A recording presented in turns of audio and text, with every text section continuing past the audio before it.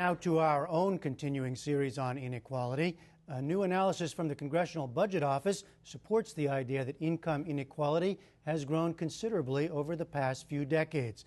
The report found that household income grew by 275% between 1979 and 2007 for the wealthiest 1% of the population. For the rest of the top fifth of the country, it grew by 65%.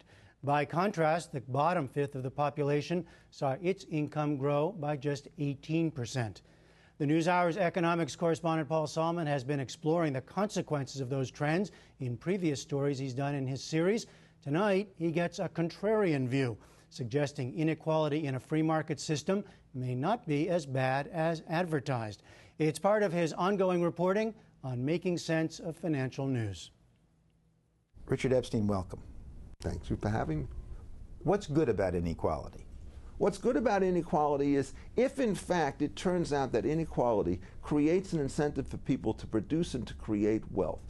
It's a wonderful force for innovation. So let's just go and take somebody like Bill Gates again, or any entrepreneur. Guy earns $50 billion, right? How much consumer welfare has he created by selling products? We can estimate the amount of gains to purchases, because everybody who buys one of his products or one of Steve Jobs' products, in effect, values it more than he receives. The social gain from inequality to consumers of those goods probably dwarfs the entrepreneurial gain by a factor of 10 or 20 to 1.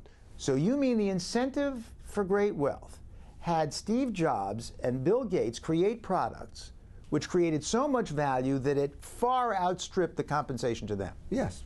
And one of the fundamental mistakes about the egalitarians is they're so interested in trying to minimize differences that they don't understand the completely adverse effects that it has on the size of the pie. Epstein worries about attempts to raise marginal tax rates.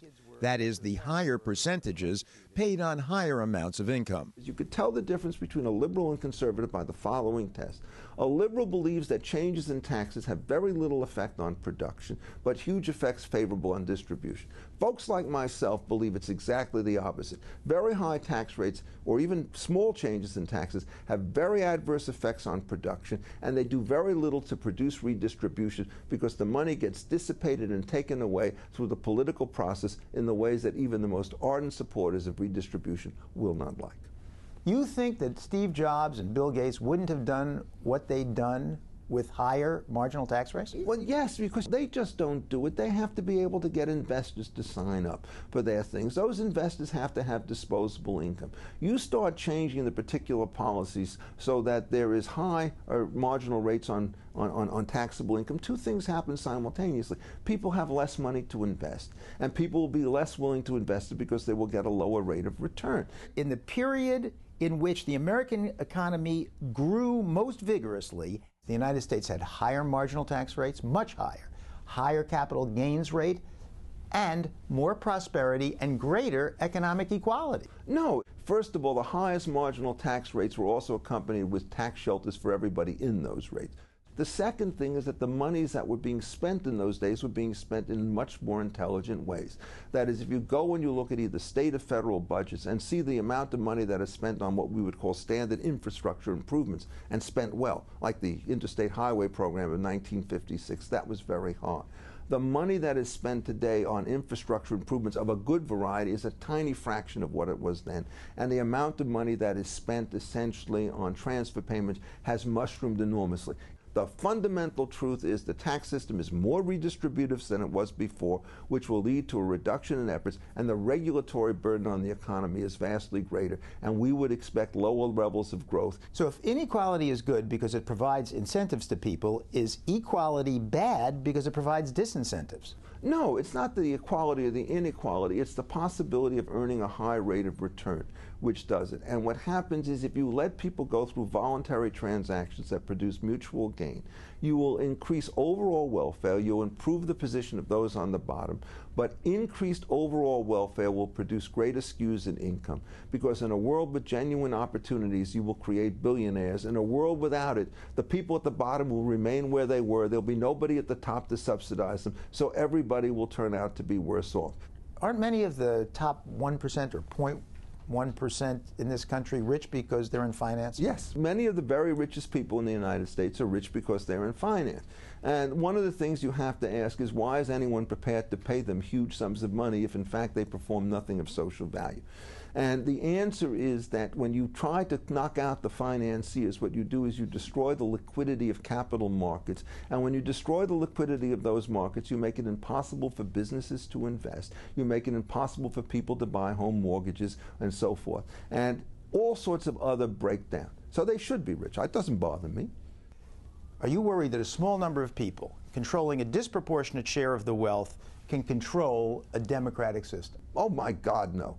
If you think the rich are controlling the situation, why is it that anything more than $1 million on a home mortgage turns out to be non-deductible while the amounts that are below that are less? If one thinks that the rich dominate the particular system, why is it Obama is targeting for political advantage people with incomes over $250,000 rather than those who are under that particular figure? You're talking about 1% of the people, and they're going to win an electoral battle against the multitudes? Forget it. It's just not going to happen. You mean to tell me that you don't think the top 1% of Americans don't have a disproportionate impact on the political process? No, of course they have a disproportionate impact, but that doesn't mean that they control it. They also ought to have it. The last thing you would want to do in any kind of sensible society is to have a set of rules in which one man, one vote dictates over every issue. And the last thing we need is a popular democracy in which one man, one vote, and which you could have select taxes on people. Because once you could have select taxes on certain people, why not go along and say, you know, this is a wonderful mansion that Mr. Gates owns. What we ought to do is just take it and sell it off to some foreign sheik and take the money and divide it amongst ourselves. Are you in favor of an inheritance tax? I'm in favor of its abolition. I've said that for years. I think the estate tax is the most mad tax imaginable. But if the point of inequality is to provide economic incentives to productivity, then why shouldn't everybody start from scratch? Because that's starting everybody from scratch turns out to be exactly the worst way to do this thing, because it means that no parent is now going to be entitled to make investments in human capital in their children. That means you're going to try to socialize all the wealth, and once you try to do that, what will happen is that the level of excellence that you will get at the top, which is where you generate most of your future wealth, will be necessarily compromised. Wait, but if you think that transfer payments to poorer people disincentivizes them, why wouldn't transfer payments that you and I would make to our children disincentivize them? Because I can take care of my own money and deal with my own family in a prudential and rational way, knowing this incentive, knowing who my children are. I give it to the United States government. They just give it out at random. The chances are that it will be watched and flourished is completely different. I assume you have some sympathy for people who are increasingly falling behind? Everybody does. The question is, you will not be able to help them through transfer payments. The only way you could help them is through increased opportunities. The rules that people put into place to protect workers strangle them. You don't think there's any change over the last bunch of decades in the United States in the ethos that we all share as to what's fair? No, I think there is a change. But it runs both ways. Most Americans like both things. They like to have opportunities for themselves, and they like to have guaranteed incomes for themselves. And it turns out that one of the things that is so sad today about the American ethos is that people are much more talking about the me generation or themselves instead of trying to think about this thing as a more systematic and global issue.